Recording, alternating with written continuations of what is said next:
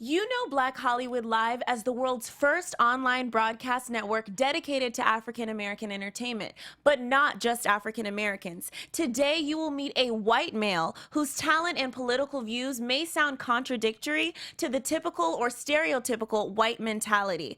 I'm Kalima, and this is Black Hollywood Live Conversations. You are tuned in to Black Hollywood Live Conversations. Yeah. I love this vibe. Yeah. You're listening to Tom Earl's new song right now and introducing the man himself, Tom Earl. Hey. What's up? Tell us about, let's just get into this a little bit. One more little, it's a nice voice. Little box, let it go, and then I'm out the door.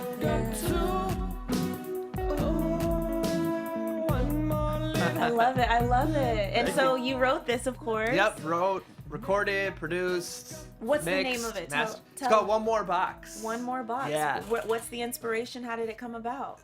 So I moved, before I moved to California, I was in Wisconsin. Okay. I was born and raised in Wisconsin. Okay.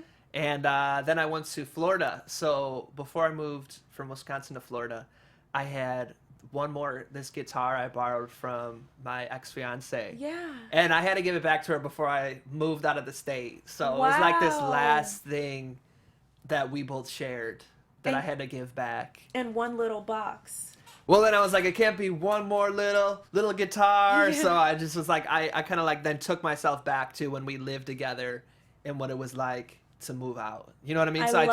I took myself back to that place. See, I never understood the backstory. I did hear the song and never understood the backstory, and I love actually hearing that. Yep. Yes. So yeah, me and Tom actually met in Florida. I didn't realize that you started in Wisconsin. Yep. Yes, that's Yep. awesome. Okay, so I guess let's jump into this interview. Boom. Actually, yeah.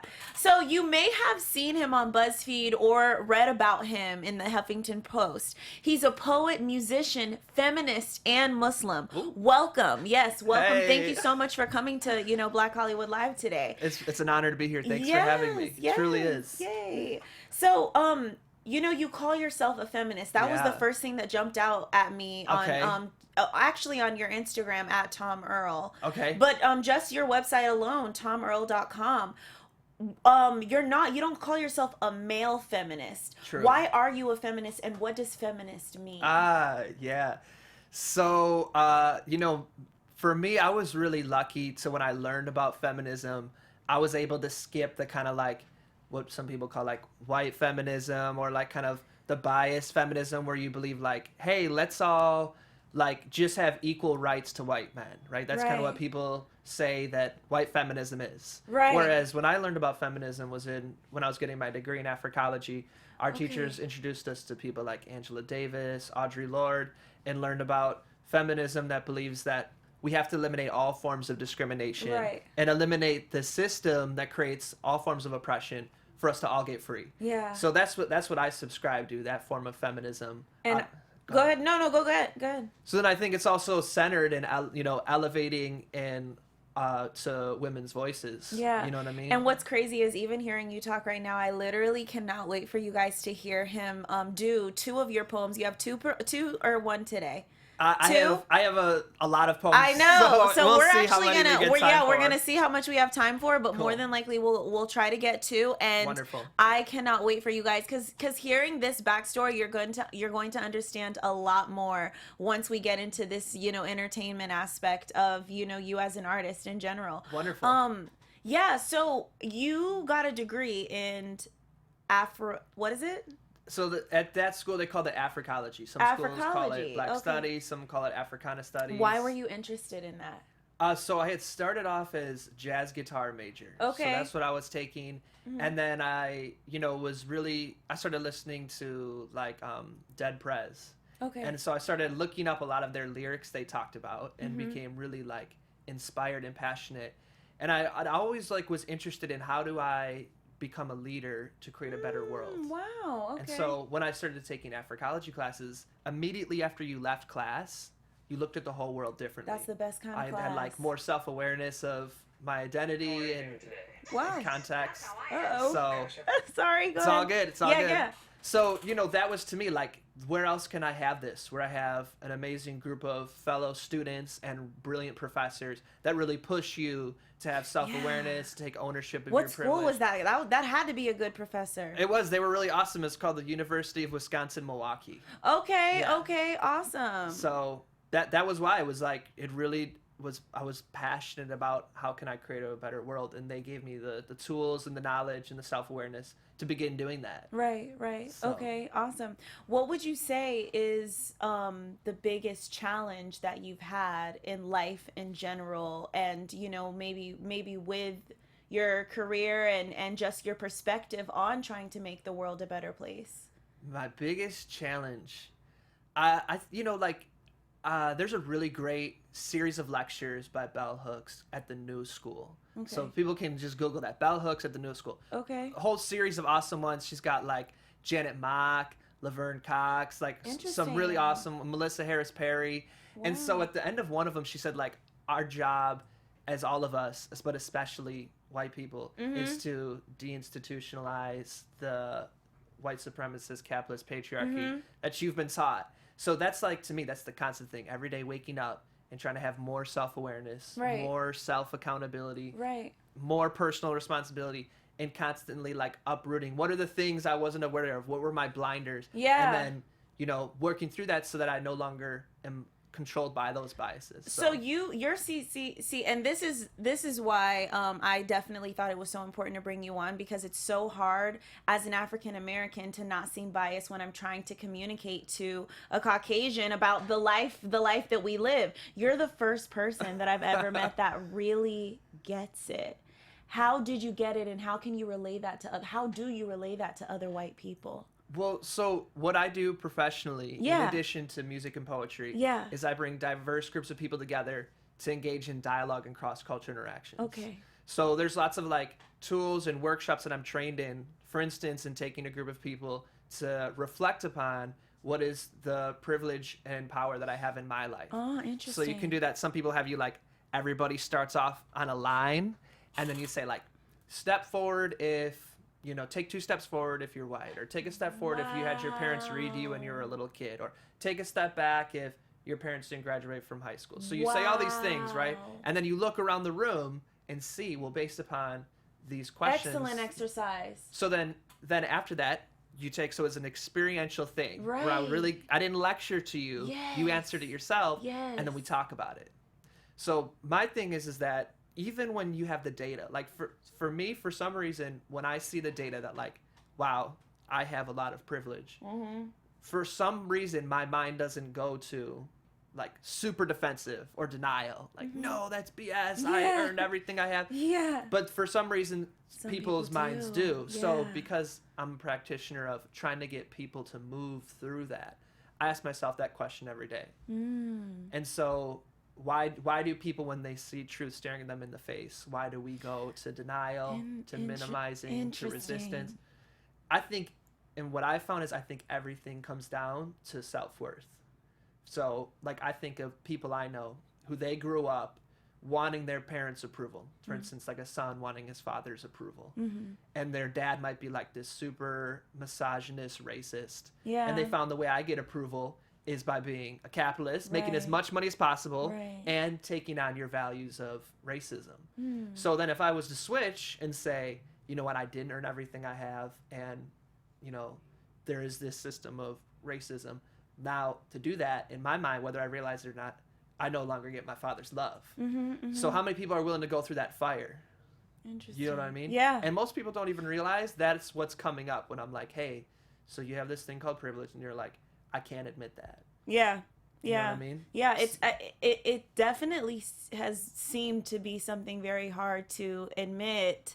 To the and I don't walk in just like they don't walk in my shoes. You all don't know how it is every single day. Like, I don't walk in your shoes, so I'm like, my only understanding is that it must be just privilege. Yeah. But if you're denying that constantly, maybe it's something else that I just don't get because I don't walk in your shoes. So it's really interesting to hear that, sometimes they know, they just can't admit it, and they can't be open to the to that clear fact. So for me, like, I believe in the process. And the process is you get diverse groups of people together to have dialogue, hear each other's stories, and work through questions. Right. So a lot of people have never been in a process like that. Okay. The most times they've ever talked about diversity or inclusion Yeah. is on Facebook, Right. is with people who think just like them. But not many of us have had the opportunity to come into a space that's facilitated, where there's an intentional process of creating safety Yeah. that invites people to take a risk. And then you get to hear from somebody who's completely different from you. Like, I know I've seen and heard and been a part of stories where, like, a high school student identifies as a neo-Nazi and then gets in a part of a process that culminates in them hearing a Holocaust survivor story. And then at the end of that, they're done. Take off all their Nazi paraphernalia, embrace the Holocaust survivor, and then become an advocate against anti-Semitism. So, like, there is a process of getting people involved in the conversation where you keep hearing different stories, and then somebody like me or a different facilitator pushes you to keep asking, well, what are your values? When did you first learn to think like this? And untangling that you weren't born a racist. Yeah. You learned it, and now Right. you've taken it on as a value. Interesting. So I've gotten to see it, and it works, but it's like you have to keep that person engaged. Right. What is the biggest lesson that life has taught you that maybe got you to that mentality? I think one of the lessons is that, so when I left the college, like, we had a really big picture of what the problem was. Okay. And so it was like, I didn't have a lot of solutions because it's an undergraduate degree. You go Okay. to your master's then Yeah. to, like, master a solution. So instead I joined AmeriCorps, which is the domestic version of the Peace Corps. Oh. I went down to Florida and I worked for this awesome organization called Community Tampa Bay, where I learned these tools and this process I'm talking about of dialogue and cross-cultural interactions, experiential learning. And that was my big aha moment in life, was that, like, so everything that we do is a learned behavior, Yeah. and it can be unlearned. And there are tools can and be. processes Yeah. that make even the most staunch, person open up Yeah. and reinvestigate what they believe. So that's, to me, like, on those days where I'm like, oh my God, this world, that's what I go back to, is that, like, it is possible. Change is possible. Change is absolutely Yeah. possible. Yes. So I kind of want to show some throwback photos of you, since it's Thursday. It is Thursday. It's Throwback Wonderful. Thursday Let's anyway. do it. I always laugh when I get to see these photos. Okay, great. Okay, Let's so see what's first. let's see which one we have first. So you guys have to understand, the Tom Earl that you're seeing right now is not the Tom Earl that I met. Okay, yes. So we're gonna pull up those photos for you, but before we get to that, let me ask you this. Okay, ask me this. What is your biggest misconception in general? Not even by appearance, but just like walking through life. I don't know. Do you get that a lot? Do you have any misconceptions? Biggest misconception, I would say it depends on the person. Okay. So I would say, like, for your mainstream white America, the biggest misconception is that, like, you can speak freely in front of me and I'm gonna agree with you. Absolutely. You know, so I it's like, bet. oh, this, and that, and I'm like, you guessed wrong. So you call out every time? Yeah. You do. And sometimes calling out is like, if somebody comes up to me and I'm with somebody who's black, or I'm with somebody who's a woman, or both, or somebody, you know, and they automatically defer to me, like, oh, well, hey, you, here's the bill, or hey, you, let me ask you, or hey, you. Then I just like, with my body, turn to the person I'm with, and I'm just like, to them, I kind of like ignore them and turn their attention here, like, like, I don't let you just defer to me, and then you kind of like realize, like, oh. It's interesting that you see even the little subconscious actions. You know, these are actions that we see every Exactly. day. I never thought, like, the answer that, okay, well, we actually have the photo up right now. Now, is this Oh man! how long ago was this? And tell us about this photo. Lord have mercy. I must have been 17 there. 17. And that's tape. I used to have like huge blue spikes Stop. that people had to get on chairs to help me, because I couldn't, like, my Stop. arm couldn't reach how high it needed to spike. Wait, okay. Do we have the other photo as well? Okay, we're gonna pull up another photo of a completely Okay. different hairstyle. Which hairstyle came first? Is this the beginning? Yeah, that was the beginning. Okay, that was the Yeah. beginning. So we went from here, and you were rocking out. I was really, punk rock changed my life, right? Yeah. That's where I first learned. And your about- inspiration in music comes from all different genres, Yeah, it huh? does. It That's does. awesome. That's so awesome. So, let's see. We have the next one coming in a second. But yeah, just tell us about your music inspiration, as a matter of fact, because this music that we were listening to in the beginning, where would you say that sound came from? Because Yeah. that doesn't look like the same person. That makes sense. So I'd say it's a culmination of all of it. Okay. So one thing I learned when we were doing punk rock is Yeah. to do it yourself. So we recorded everything in our garage all by ourselves. So since I was from Wow. the beginning, I had that mentality of recording it by myself. Right. And I would say, so the early foundations of that, my foundation of at school majoring in jazz guitar definitely influenced the way I hear things, Okay. the way I play things. I would say I really like, in all things I do, I really like listening to the opinions of women. Like I value the opinions of women in my life. And so I also value music with strong female leads, so like Interesting. Beyonce, Laura Mvula, Leanne La Havas, Nicki Minaj, like people like that really inspire me. Plus their music is really genius. And why women specifically? I found in my life that women, especially women of color, when I am able to be in their presence where they're teaching or sharing their opinions, like it gets to the point the quickest. Maybe it's because Wow. of the Maturity. experience of living through the society we do. But I Right. found it's like I'm lied to the least when it comes to what does the world look like. Now, what about family, female family in your life? I mean, I have amazing women in my life for Yeah. my family. My Did it begin there? Probably. I remember when I was really little, like 12, the high school I was going to, a famous football player from the Green Bay Packers was accused of assaulting somebody from my high school. Oh, wow. And I said to my mom, this is horrible, but I said to my mom, well, why was she even there?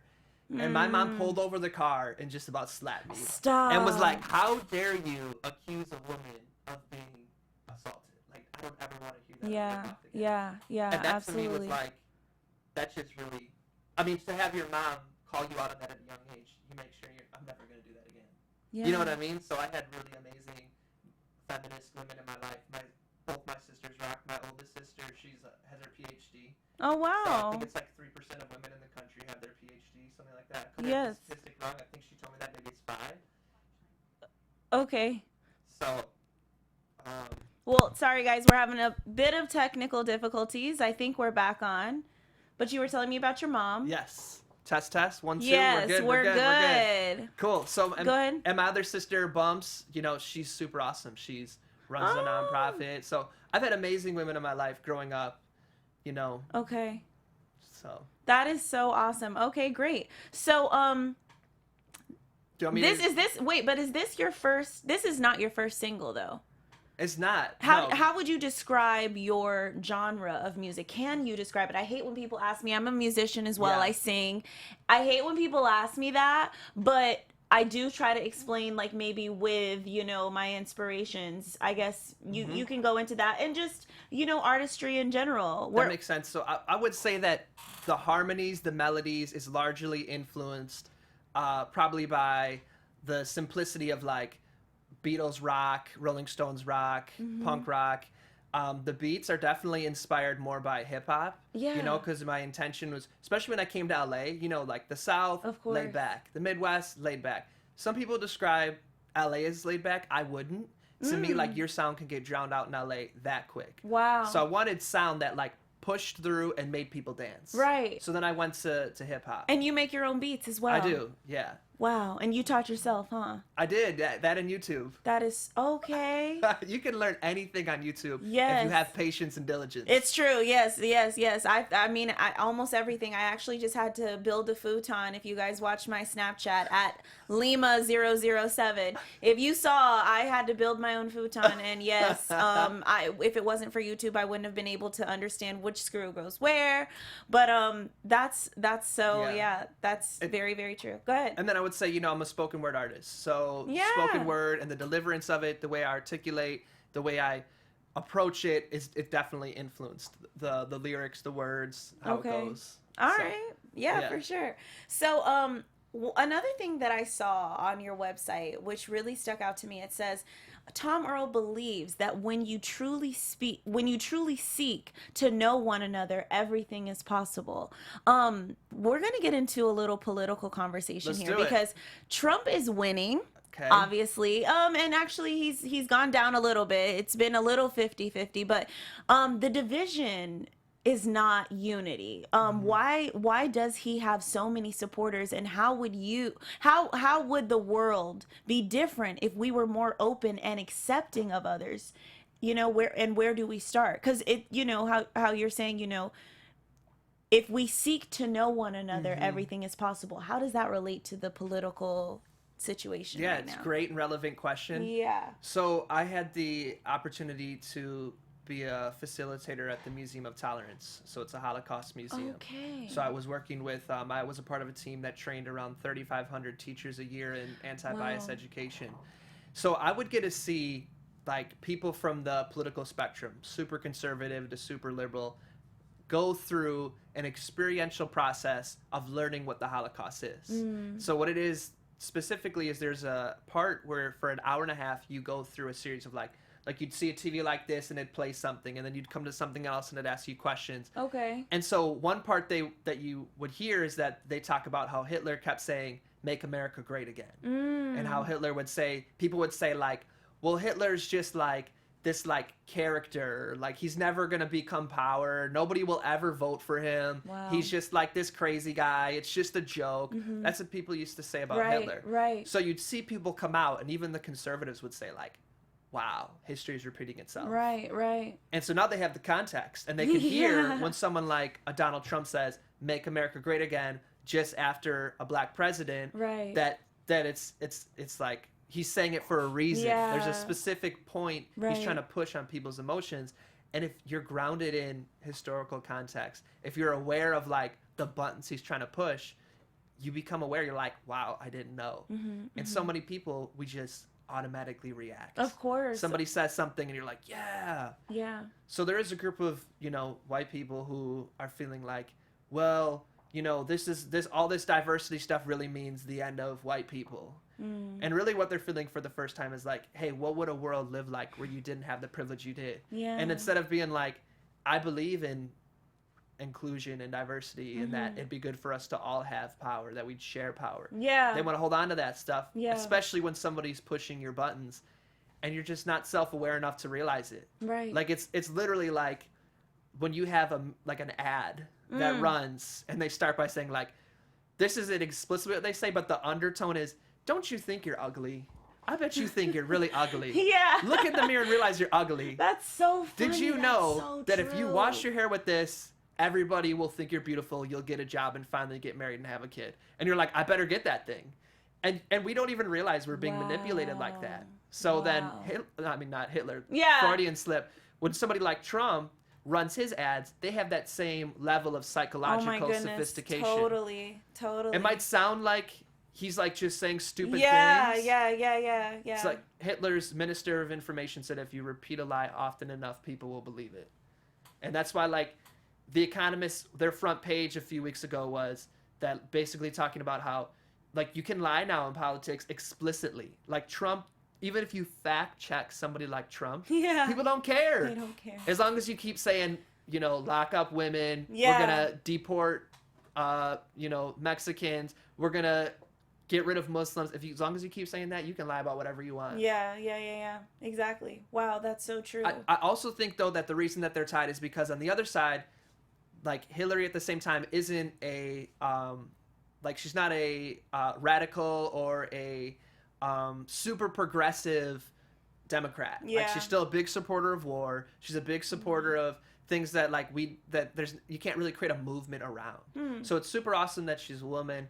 She's still opposing Trump. But, a lot of people are ready to rally around someone like a Bernie Sanders. Right. Where it's really like questioning and pushing against this system that creates massive debt, all these different things. So Do you think it's still, like, what do you say to people who are just like, there's no point in even voting?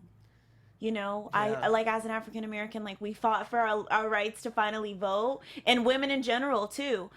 But so many they feel like it's rigged. They said there's no reason. Do you think it's important to vote even? I think it's each personal thing. Okay. Me personally, I would be more affected by Trump winning than Hillary. Okay. Right? So that's where my privilege lies. Okay. Is I'm like, hey, as a Muslim, as somebody Yeah. who believes in like creating a culture of diversity and inclusion, Mm-hmm. I think that our lives would be more at risk than if Trump won. Like, I Right. don't want to see that happen. Right. So then there's people in like Gaza or in the Middle East that are like, hey, but if Hillary won, like, my life wouldn't get any better. Right. So like that's what privilege looks like, is that I can navigate the space and say, well, I would prefer this person because they match my values more Right. than others. Right. So if a person was to say, I'm not going to vote, and they were Republican, I would say, awesome. You know? So like, Right. in the end, I'm out, like, I have my invested interest too. I'm not like, just vote for anybody as long as you vote. Like, right. I'm not going to be biased enough Of to course. say that. I think it's more of a commentary on the political landscape we're in, that so many people feel like disinvested in, like, what's the point? Like, but I do think that the system is set up to make like people of color, women, young people, anybody basically who's not like the demographic that voted for Brexit, which was like older white men. Like, the system's designed to make everybody else feel like, don't even vote. It's not worth it. I really think because so, too. neither candidate's really out for your best interests Right. anyways. So I think it's designed to make us all feel that way. So what does resistance feel like to you the most? Where do you feel like your way of pushing back against the system Right. would be the most impactful and intentional? But as long as it's not from a place of like I give up. Right. You know what I mean? Right. So I want to put, can we put his song back on? Because we're going to do a 60-second Q&A. Okay. It's going to go really fast, and it's going to be random questions. Okay. And I want to, like, just get whatever's the first thing that comes to your head. I do this with all of my guests. So anytime you guys see me doing an interview, whether it's Spotlight On or Black Hollywood Live Conversations, I love to do a quick Q&A. Nice. Let's see if we can So I just guess. answer it like this? You just answer Quick answers? whatever you can give me. Like- Yes. I saw like the ones they do in like Vogue or something. Have you seen Yes. that? Okay. Yes. Exactly. Cool. I love it. Yes. Cool. Okay. Let's see. And then I also resent the photo because there was another photo of a different Tom Earl than today that I just want to talk about because Cool. it's about your life. I just believe that life is about the journey. It's not about the destination, and it's really great to be able to accept and acknowledge Yeah. where you were Exactly. to where you came. So Exactly. I think it's cool. Oh, actually, yeah, let's do the song first. And we'll start soon. Song. Sorry, producer's talking to me. You guys, we are live. We It's are all good. live. This is fun. It happens. It's fun, and we're on time, so ain't nobody worried. It's the song that we played for the opening. Well, Yep, one more box. There it is. You there got we it. go. Hey. All right. So Let's do let's it. go in 3, 2, 1. All right. Lauryn Hill or Tupac? Tupac. Money or love? Love. Success or fame? Ooh, success. Celebrity crush? Lupita. Kanye, genius or jackass? Genius. One thing on your bucket list. Sold out stadium show. Success is Success is when opportunity meets preparation. shag, marry, kill. Nicki, Beyonce, Janelle Monáe. Were those two different things? Shag, marry, or kill. Nicki Minaj, Beyonce, Janelle Monáe. You have to shag one, kill one, and marry one. Okay, gotcha. Nicki, would you shag her, kill her, or marry her? I want to build with her. Okay. Beyonce? I want to build with all of them. Oh my god! Favorite food? Favorite food, Ethiopian. Ah, that's it. All right, awesome. That was so cool. So now we gotta elaborate on these answers, though. You So almost made me a Keon, murderer and a cheater. but it's funny. I think it's funny. funny. You always it's funny to see what people would do if they had those three people and they had to like kill one. Yes. Kanye, you said genius. Why? I mean, I think for one, the body of work speaks for itself. Okay. So as an artist, for sure. Yeah. What do you think about his ego? I don't know. I honestly am not like involved enough in it to really. Okay. Like when people say that, like Kanye has such an ego, he's such like a jackass. I guess like I don't see the interviews or see the moments where it happens. All the artists I hear talk about how like who have worked with him in interviews say like Kanye always tries to bring out your best. Like he's always working with you. Yeah. So that doesn't to me sound like ego. I think some people when they see like a black man really speaking his mind and being confident, that they're like ego. You know what I mean? So Right. I don't see it. So plus he's a celebrity. Like people want to see people have big personalities and do their thing. Like that's why him and his family that he married into the Kardashians. That's why people like them. Yeah, you know what exactly. I mean? Follow them. Absolutely. Yeah. So here's that photo. Let's bring up that photo. I actually really, really love this photo. I'm Muslim as well, and this is very common for Muslim men to wear. And forgive me, I don't even remember. Thobe. Yeah, thobe.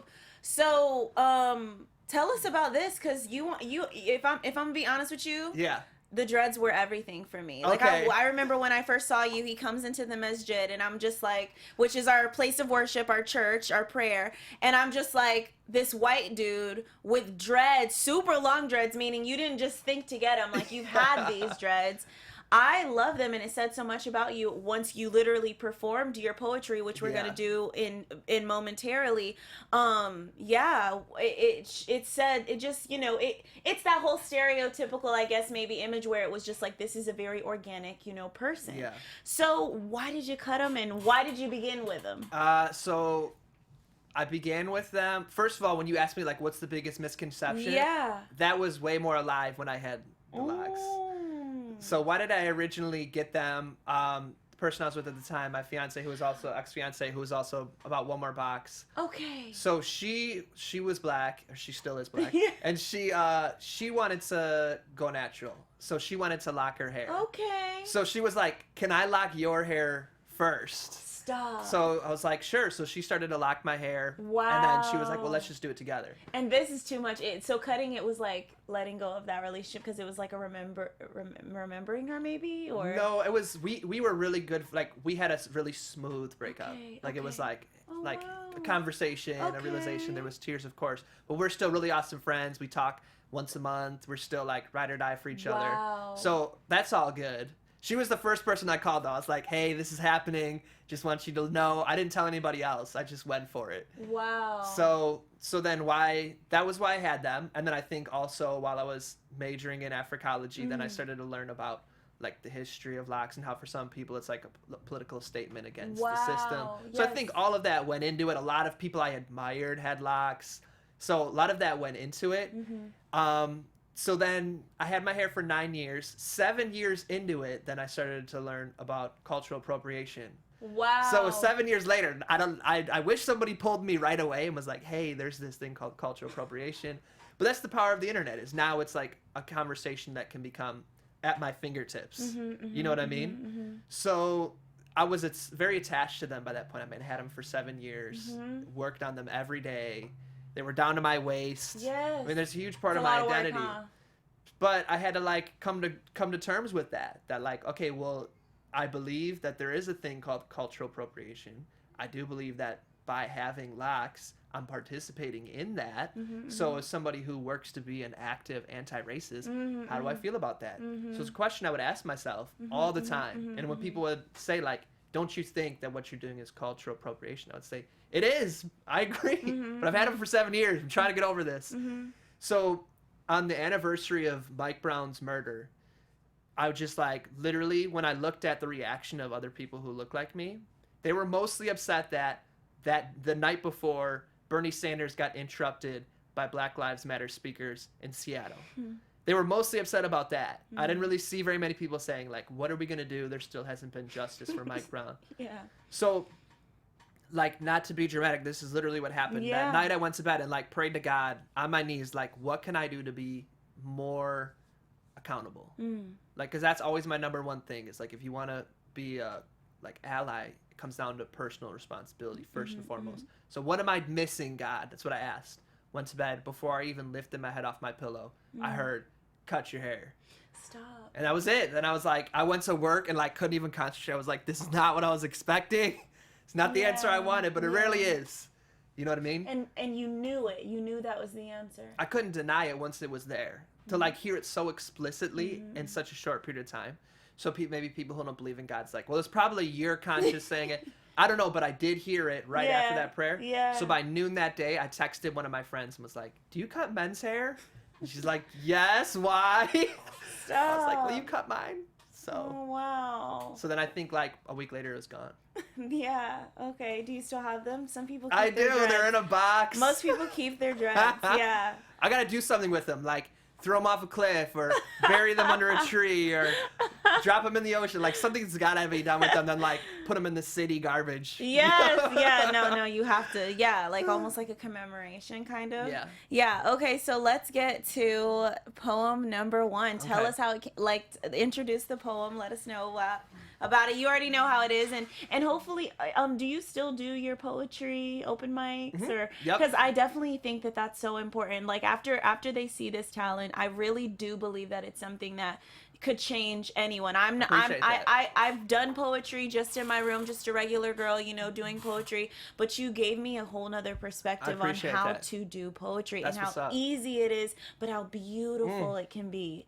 I would love to record that testimonial. Effortlessly. Oh, you're going to have it. You're going to have it. This is going to be on YouTube, guys, as soon as this is done. So, and you're probably watching it live on YouTube now. So yeah, absolutely, definitely. But Is there a poem that you've heard me do that you were hoping I would do? Or there's literally every poem that I've ever heard has been amazing. I don't really have a favorite. Okay.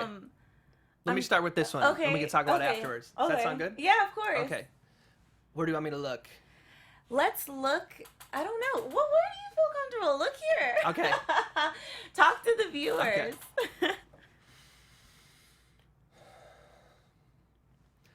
How come it always seems like I return to my insecurities? It's like they're this blanket and I'm cold. I always seem to wrap myself in their fold, but if truth be told, it doesn't leave me feeling very whole.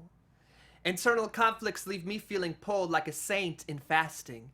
One part wants to tear me apart while the other whispers that there's love everlasting. But it seems like I'm gripped by that fist of suffocating despair, so I try to count the blessings in my head, but you know how that list goes. When that desperate shadow grows, your list doesn't get you very far, and pretty soon from afar you sound like a drunk at the bar murmuring, why?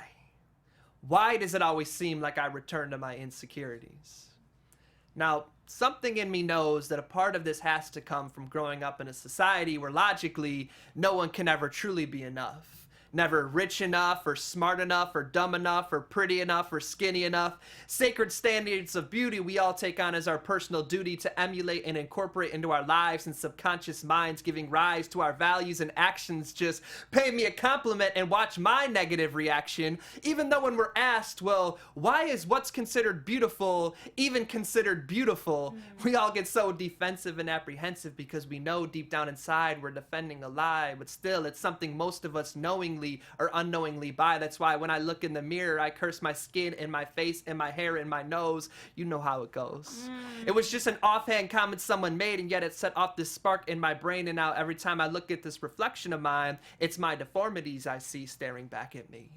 So now it's time for the protein shakes, diets, and pushing and pumping the weight so I can push myself away from my internal self-hate as I struggle with different rates of anorexia. I'm telling ya, men struggle with it too, but I'm supposed to be tough, so I can't ask you for help when the going gets rough. So instead I pray, please call me on this masculine bluff, because right now I'm feeling like I could never be enough. Wow.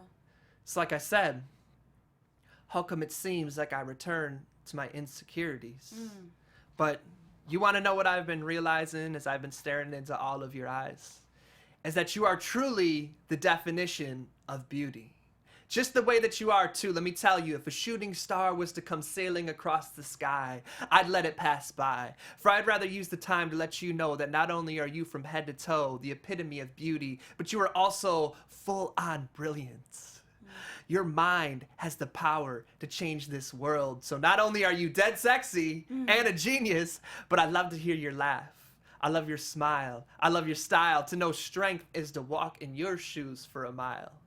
Now I can hear you thinking, he don't even know me. This can't be about me. But I believe everything happens for a reason and at a specific time and purpose. And this moment and purpose is for you to remember that you're wonderful.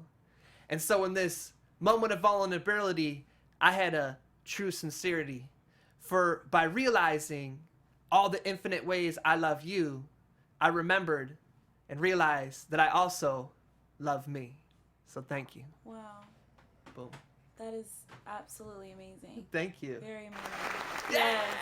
That was I appreciate that. Like emotional for me.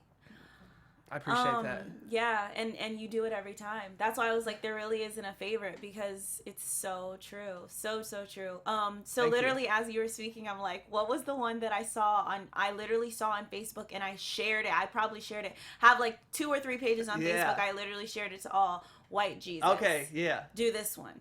Okay, go for it right now? Yes. Okay. So this one's called White Jesus. If you want to give us an introduction or maybe talk about either one of them, both of them after, totally. Okay. Okay.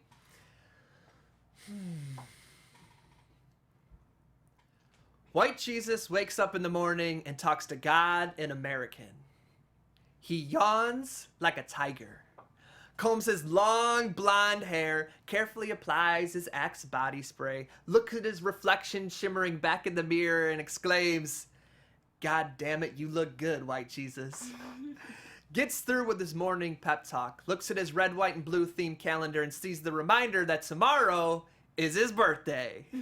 Now, most people think he was born on the 25th, even though he insists that's not the day angels announced his presence. Nor is that the time 3 wise men brought him expensive but totally baby inappropriate presents. So then when his actual birthday does roll around, no one's there to wish him a happy solar return. Life is rough for White Jesus. Now, before we get any further, let me clarify, because God knows I don't like to offend people. Jesus, the Nazarene, Isa, the son of Mary, have no worry if you believe in him, because this is not about him. As are all things, this is about a white guy named White Jesus. And we have to realize that how could somebody born in the Middle East come out looking like a blonde-haired, blue-eyed European dude? But I can understand how people get confused, what with upstanding and reliable sources of information like Fox, reassuring children that not only are Santa and Jesus white, but they're totally real. But White Jesus, he don't pay this any mind. It's Sunday, and the game's on. And furthermore, it's his birthday. So let's get back to that. The birth of White Jesus was not immaculate. He didn't like the whole idea of a man not being required for conception. No, White Jesus is the definition of being created by men. But White Jesus thinks that we all bleed red, and he teaches that you don't need to say white every time you say White Jesus. It's more of a silent white. That's why people only add descriptors when they want to make others feel like an other. But still, can't we all be human? Human like White Jesus? Let's talk about this.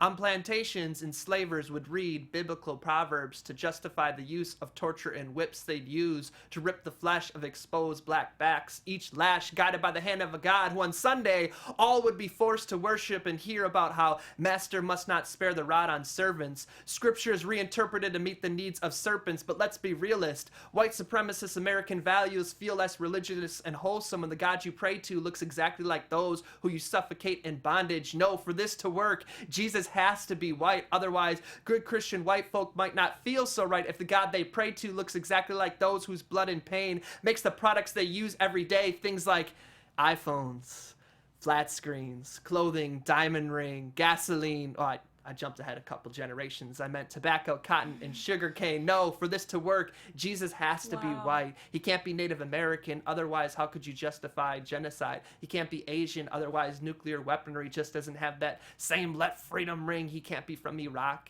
Can't be from Syria. He can't be a Jew. He can't be LGBTQ. No, God has to be white. Tell me this. if the God we pray to looked like those who our culture constantly exploits and describes as ugly and inferior, how long do you think a system like this would last? Either we'd have to get a new God or we'd have to get a new system. And so it was. White Jesus was born and continues to be adorned to this very day. I once did my research and learned that the further back you go in history, the darker and more feminine God gets. But white Jesus, he don't even break a sweat. Checks his armpits one more time and has to admit he smells pretty damn good. And he feels good too. Perfectly content to spend the rest of his days in total oblivion. I mean, why stir things up when everything's been created to benefit and honor you? Thank you. Wow. I'm sorry. You have to let it soak in. We'll let it soak. Let it marinate. Yeah, that's why they do. You gotta let it soak in. Yeah.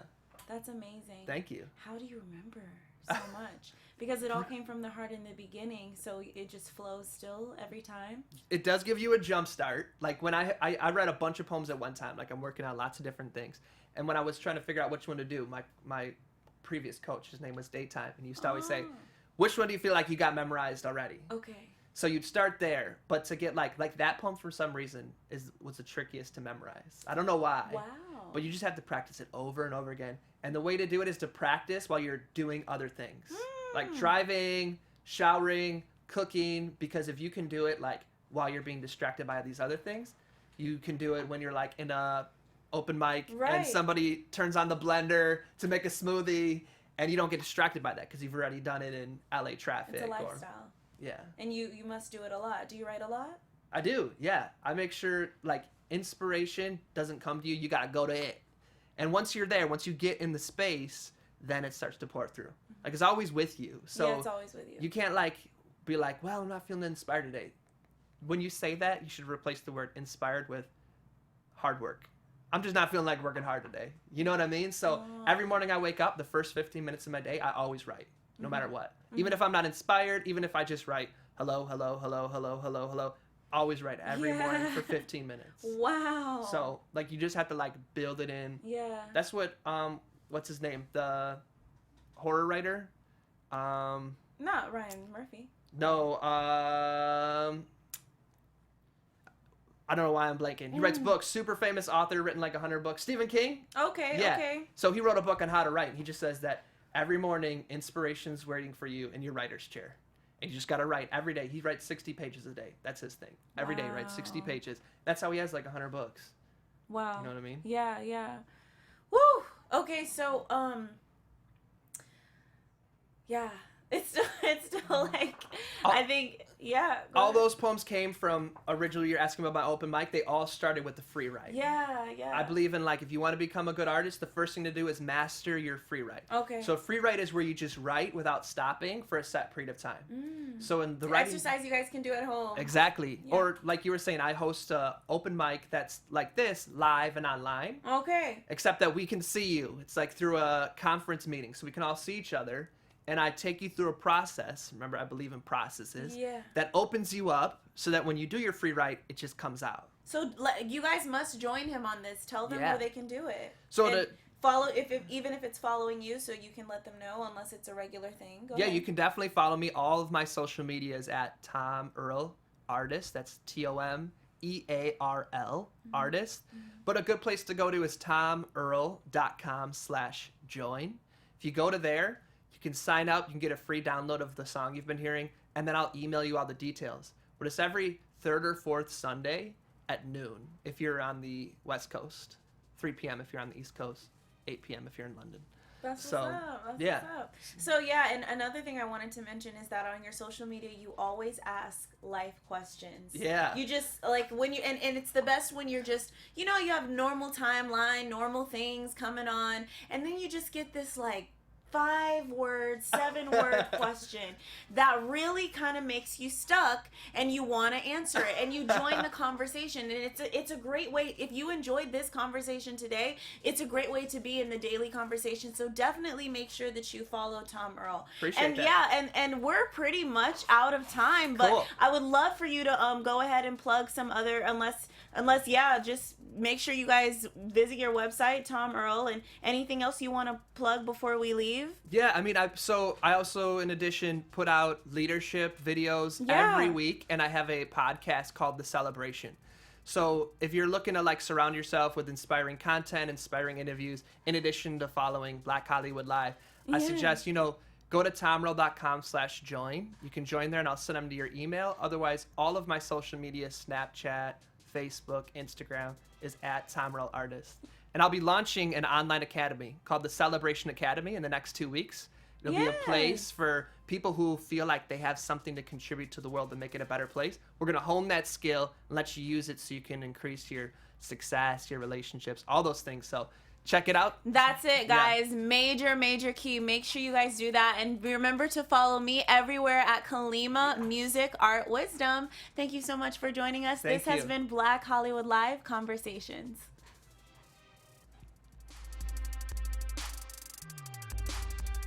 From executives Kevin Undergaro, Dario Kristen, Tiana Hobson, and the entire BHL staff, we would like to thank you for supporting Black Hollywood Live, the first online broadcast network dedicated to African American entertainment. For questions and comments, contact us.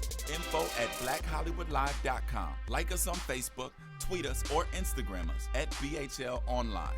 And I am the official voice of Black Hollywood Live, Scipio, Instagram me at KingXOBay. Thanks for tuning in. The views expressed here are those of the hosts only and do not necessarily reflect the views of BHL or its owners or principals.